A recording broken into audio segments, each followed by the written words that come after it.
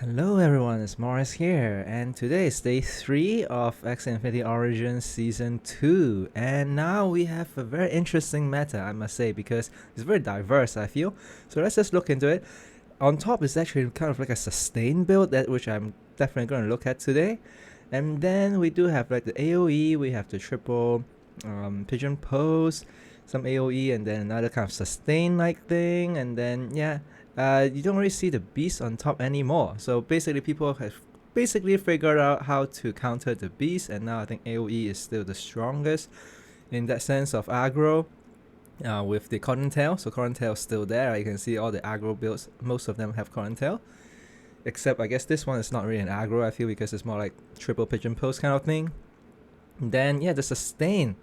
Yeah, it's good to see the sustain coming back. And also quite a lot of these this triple hot butt also very interesting. So a lot of like more different type of strategies that we see. Yeah, really liking this meta now because yeah, really seeing just the top 10 is just like, I'll call it all over the place, but it is in a good way. And let's just see what else is that there. Yeah, so now the beast is kind of gone. I think that's the main thing. And let's see what else. Yeah, I think it's just a lot of different teams now. Yeah, because you're seeing that there's no really like one theme in that sense, which is a good thing because now everybody is like doing different things. A lot of bugs, you see. I think the runes are pretty strong, and maybe partly because people are playing with the event as well. Maybe part of it, but I think in general the runes for bugs is pretty strong. Yeah, still see some beasts down here, but yeah, I think wow, a lot of people using bug as the tank now. I think mostly because of this rune. I think this is probably the best rare rune in a sense that it actually gives you like 30 something shield every turn, 20 to 30 shield, which is not bad for a rare rune as a shield. And yeah, I think now at this point most people have gotten all the runes that they need, and that's why I guess you see more of the more like different metas, in the sense that there are different strategies that are viable. So yeah, I feel like it's actually a good sign because it's not like one thing dominating. And now yeah, let's just actually go into GG's team and see what it's like. So actually yeah, I'll open it up, and then yeah, it just basically looks like I have no idea what's going on, right? Because a lot of sustain kind of thing. And so let's just look at the individual axes. And to be honest, okay, before that, let me just go to here, because we do want to see how season 2, like what's the distribution, and I'm not sure how updated this is, so let me just refresh it again. Right, so this is of course the top 1000 player, and of course in the top 1000 there's still a lot of people playing Beast, but as you can see just now on the top 100, Beast is definitely fallen quite a bit. So I won't be surprised if this actually will shift quite a bit after today even, because as people actually look at the leaderboard and see that the top players are playing different things. Okay, so let's just go into yeah, actually I looked at GG as well, so here's another website that shows how this team has been progressing. And yeah, let's just look at the battle. I think that's probably the easiest, and then I'll get into the actual games, so let's just go into it. Okay, let me pause here, and then let's just see how this team functions. So first of all, it's very defensive, right? So this one, Rejuvenate now, just basically, I think the main one is actually the 10% bonus stats. When one cleanser, also very good for like against things like bleed and everything. So in a way, a very good counter for the bleed kind of beast. And let's see what else. So it's a lot of cleanse, which is good because like yeah, a lot of aggro teams depends on some sort of debuff, like vulnerable as well. Alright, so that definitely helps.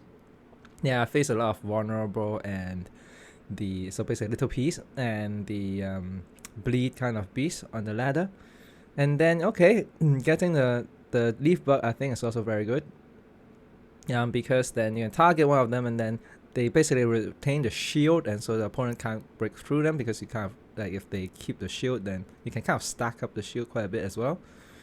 Yeah, a lot of disruption, basically a lot of shield cards, like Yeah, actually, interestingly, this is more of I feel like attack against AoE, because this is very good against AoE.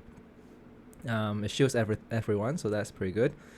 The spike, I guess this one is just getting a spike, a bit of damage is fine. I'm not sure how this fits in. And then, yeah, you have the fear. Okay, let's look at the next one. So because that's the only spike, right? So meaning it's not like there's a lot of spear. That's the only spear thing on the top and the front. Okay, for the mid, okay, good. Right, have the taunt. I think that's very important as well. I think, yeah, this mid is very strong because, first of all, defensively, Steel Skin, I would say pretty strong, especially early meta when people are scarred and not that strong. And then you have the taunt, so that sometimes you can divert the attack from the front, so the front can survive for longer. For sustain, you do need Silence Whisper just to counter the poison. I'm still not sure how this goes against poison. You do get to choose to have 2 copies of it if you wanted to, but sometimes you might want to get like a goo or something, a snail shell, so they can get goo in the opponent's deck. So the flexibility is good as well, and healing and getting the leaf as well is also like pretty strong for long term. So very, very well constructed sustain build. And Way of Bug here, with the back, and then already the Way of Bug is good because it already starts with 12 shield, and then you can stack off the cocoon, of course. Let me see what else. So yeah, all is mostly shield card, and so you can see there's not many ways of dealing damage. So that's why I'm thinking like how do they actually finish off the game? Not too sure, but maybe it's the typical sustain stuff. But let's just watch and see. Before that, let's look at the opponent. Opponent actually pretty strong as well because have the Robin with all the AoE stuff, and then have the Orang there, which is very good against like a buff. Things like Cocoon, I guess, can get dispelled. And then a bit of ramp as well, Earwing, yeah, I think it's just overall very strong. Get the Cactus as well so that they can keep the Axies alive, keep the front alive. And then the Corontail also is very strong because yeah, just the heal and also really just the tempo. Now maybe against the Sustain, they can survive this, but of course for other teams, right, you can basically knock out an Axie with it using the extra energy quite a lot of the times. Especially with Ronan, but in this case it's not really Ronan, it's more about like Tri-Feather stuff. Okay, and then for the back, Tri-Feather. Oh, this is interesting. Nevada, I'm not sure if the opponent will actually play it, but I think it will be interesting to see because this is a pretty good back where like the Winghorn can finish off the opponent as well with the Feather Dagger at the end game.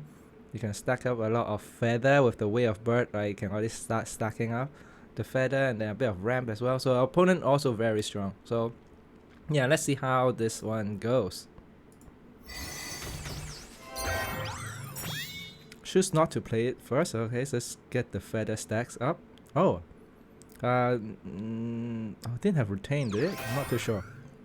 Oh, choose not to play it because they put the energy as also kind of degrades, which is interesting because then you don't get to draw it again and you basically just remove it. So now it's already just stacking up the shield. So pretty typical, but interestingly, yeah, like AoE basically bypass like the front shield. Okay, and then yep, getting the taunt and then AoE shield. Okay, that's why it's pretty good against AoE. Okay, Robin is finally here, and then yeah, it's very good timing for the opponent as well. Yeah, very strong overall, I think. Yeah. Okay, I was gonna say unfortunate, but no, because of a taunt, has to fit into the mid. Shield. Oh, so yeah, putting this is actually very strong. The degrade means you basically like will draw less once the confuse is gone. So basically it's to thin out the deck such that they'll have yeah, you just draw into the shield cards. Okay, so yeah, opponent stacking up the leaf stacks and also the Robin, but you can see, right, it hasn't really taken that much damage because of the shield. Oh, more ants as well. Okay, I can see why they're so strong. With the Steel Skin and the you can choose 2 copies of ants, and basically you just get permanent taunt on this Axie. Okay, but Robin did do quite a bit of damage. Interestingly, choose not to play the Robin first. I'm not too sure why. I guess maybe he just want the damage as opposed to the later damage of the Robin. Not playing the clear, interesting. Okay, so yeah, the AoE does help in terms of dealing damage to the rest of the team. But yeah, it's really just stacking up shield. Oh wow, okay, so the opponent get the ramp already. So let's just see how this one goes. Yeah, always has to hit into the to the mid because of the taunt. So it actually kind of counters the opponent's strategy because a lot of the random targeting right now has to target the mid. And yeah, I guess like this rune is just very good against like AoE in general. Again, not AoE, but like multi-attack, multi-hit kind of card. But yeah, you can see how strong this is right now. Like the feather dagger, the wing horn kind of thing. Like basically now it's already at 19 stacks of feather. Okay, AoE shield. Note that it still has a taunt because like they played 2 ants. Yeah, so that one's very strong. It's a very good combo. Still, I think it's still quite close because like it's getting slowly chipped off, right? All the Axies. Yeah, the fear is a bit annoying, I guess. Yeah, having the goo and the confused stuff. Now the goo is hurting, so I had to play out the goo, I guess. Yep. But you can see Robin getting to 88 already. So yeah, this kind of triple bird is very strong. Okay, AoE shield, yeah, so it's a very good counter against AoE, right? So it's just AoE shield and then, yeah, just shield. So I just want to see how the game actually ends. Okay, Cactus doesn't really do much because like the shield is just too much. Yeah, shield is very efficient, I think. Still can't get through. I think, yeah, it's just not enough to get through the mid. And then now AoE just does like a minimal because there's an AoE shield. Yeah, so you can see that the deck is quite thinned out, that now you basically just draw shield cards. Yep, taunt. Yeah, surviving at 7 is pretty lucky in that sense. Maybe it could have been a bit different if that's not the case, but yeah, now using the rune to take more damage. Yeah, getting a lot of confused cards because of the fear. Yeah, so the fear actually hurts. Again, counter aggro team quite a bit as well because you get 4 energy, but you get a lot of confused card. Then you're not really using the 4 energy, so you can't really break through. But still, you can see, right? Okay, now the Bloodmoon's coming in. It's a very typical sustain, and that's why like people have been thinking, oh, sustain is gonna be quite tough. Because there's no way of ending the game. But you can see in this case, it's really just shielding. Crazy amount of shield. Oh, the degrade gives you confused card, but then you can actually, so there's a card that actually removes the curse card, so I guess that's a bit of a synergy as well. But yeah, still it's just a typical sustain and very close to knocking out. Wow, surviving at 8, surviving at 4 because of the energy guru as well. So still very close. I still don't know like how they're gonna end the game. So very lucky that they can heal back and then continue to heal. Actually, if the mid goes down, maybe actually the game would have been very different. But I think it's just in this particular game, just 4 damage off just now. Yeah, I'm still trying to see how the game will end. Okay, sure. I can't really hit the mid. Still can't get through the mid. So yeah, now opponent has 5 energy. So a lot of heal, a lot of shield, and then a bit of heal, I assume. So yeah, it's all stacking up the mid. Not too sure why. I guess a lot of tri-feather, and there's not that many actual AoE, meaning like the feathers fan kind of thing. Yeah, get in a Robin as well, and then Grandma's fan. Okay, all got shielded. Yeah, I think unfortunate with the confused card, but at this point I think you just have to go all in. You're getting all these. Wow, Feather Dagger at... I'm not sure why it says 19, it should be at 20. I guess that's the max, right? But it is what it's okay. So the mid finally goes down from the Feather Dagger, I'm pretty sure. Okay, mid go down. So that's finally something... Okay, but choose not to shoot. Oh, the fair dagger, and now. Oh, okay, wow.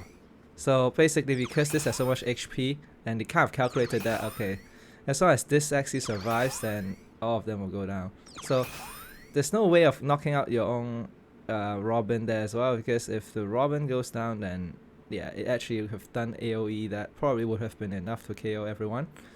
Wow, so a very difficult matchup in the sense that you have to time your cards very well, and then yeah, this is wow. Surviving at 2 obviously, because I'm pretty sure they yeah, this equip, or rather yeah, equip the charm such that it is gonna be surviving at 2.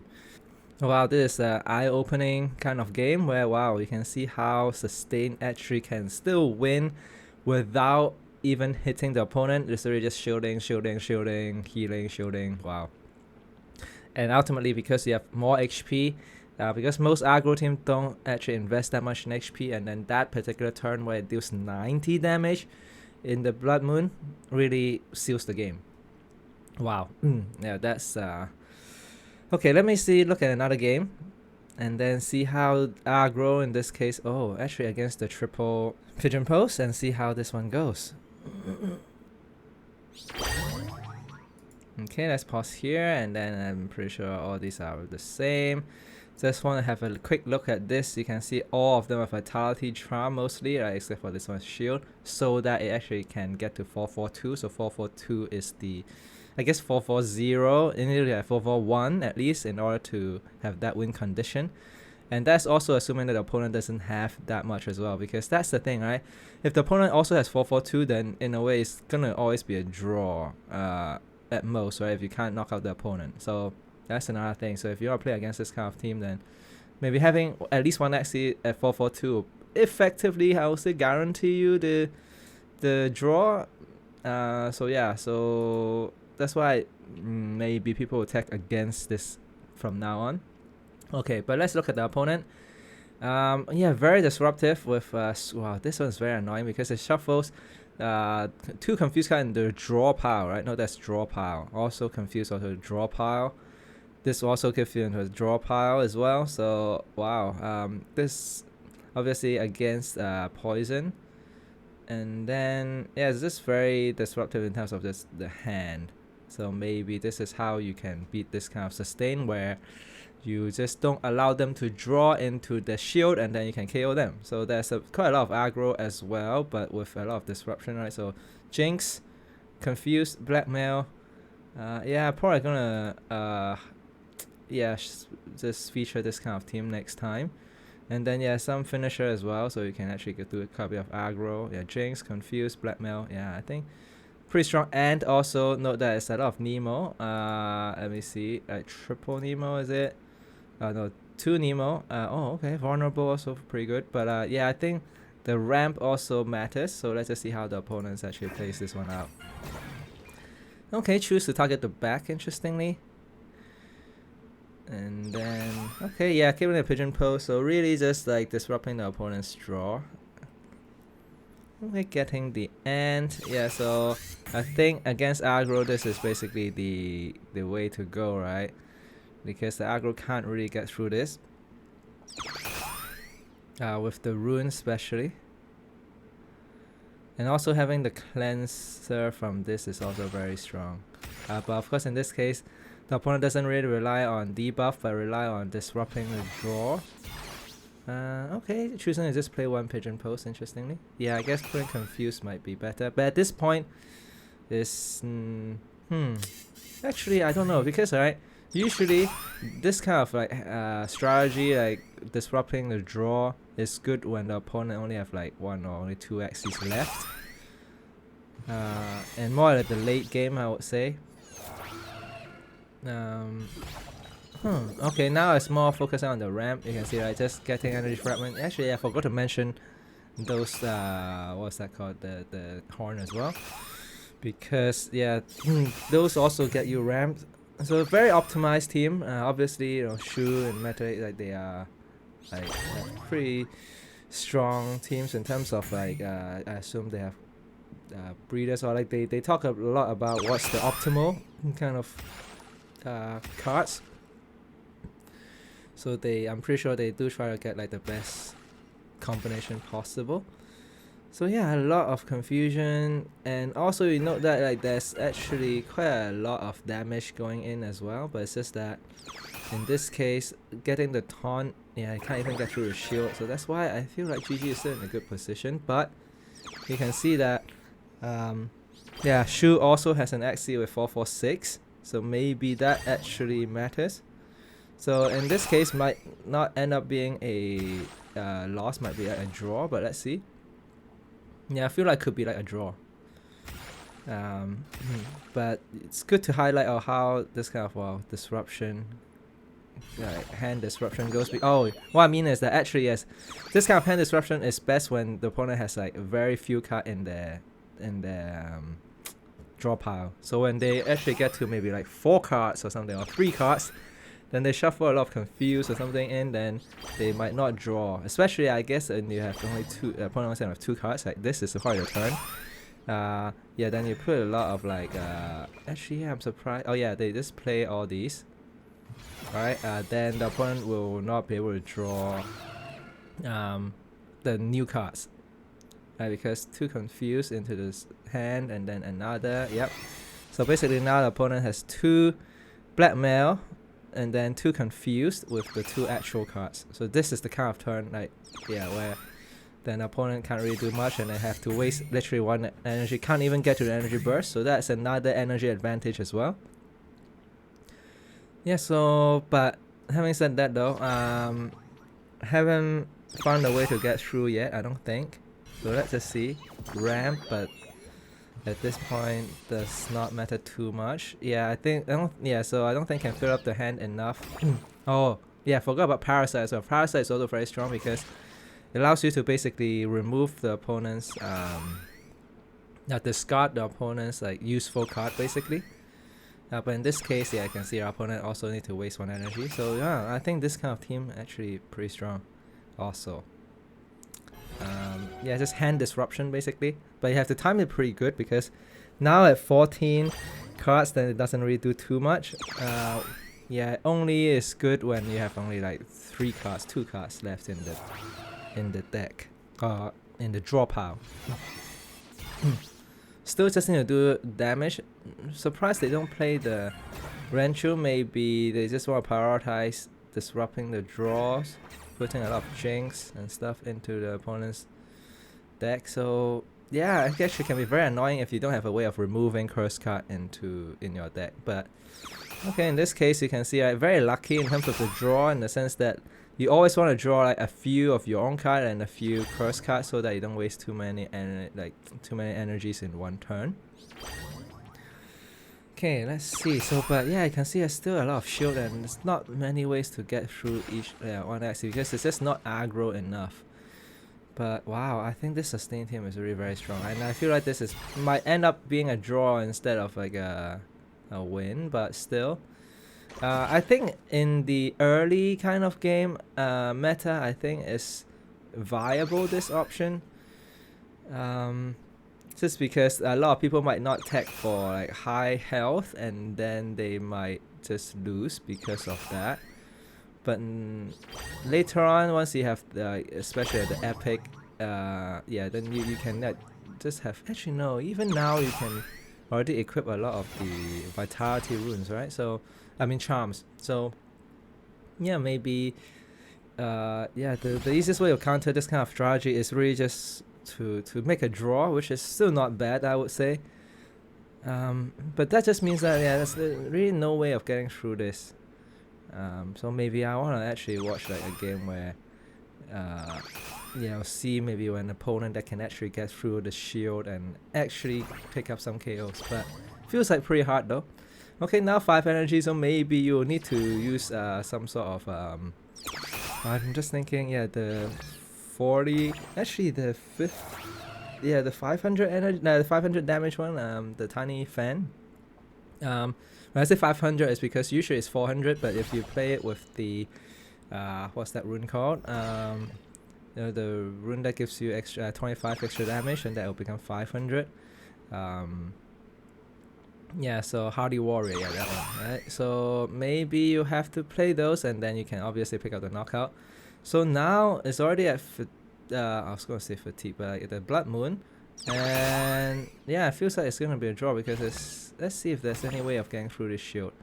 Yeah, not this turn though, unfortunately. I think, yeah, you just have to try and knock out the back. If you knock out the back, then you win, right? Yeah. So I think that's the strategy. Yeah, you basically can knock out the back, and then because you have this Axie here, whereas they don't have the back anymore. So that's actually one way of getting through this kind of thing. Interesting that they have the taunt here. If they have the taunt here, they might actually through instead. Yeah, there's no way. So yeah, so this Axie surviving is the key. So basically, how you gonna win this kind of game is basically you try to knock out the opponents with the highest health that will survive, and then you have an Axie on your own that can survive this. So wow, okay. So in a way, the sustain is more of like a cheesy kind of strategy for now, just because it's really just about hoping the opponent doesn't have Axie that can survive it. So actually, let me just see how this one goes. Right, so there has been some losses as well.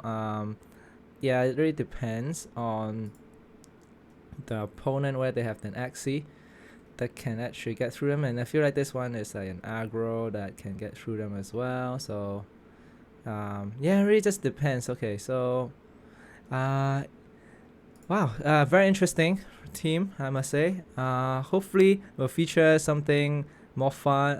Well, this one is also fun, but like feature something different next or tomorrow or maybe the day after. Let's just see how the meta changes. And that's it for today. Thank you for joining me, and I'll see you next time.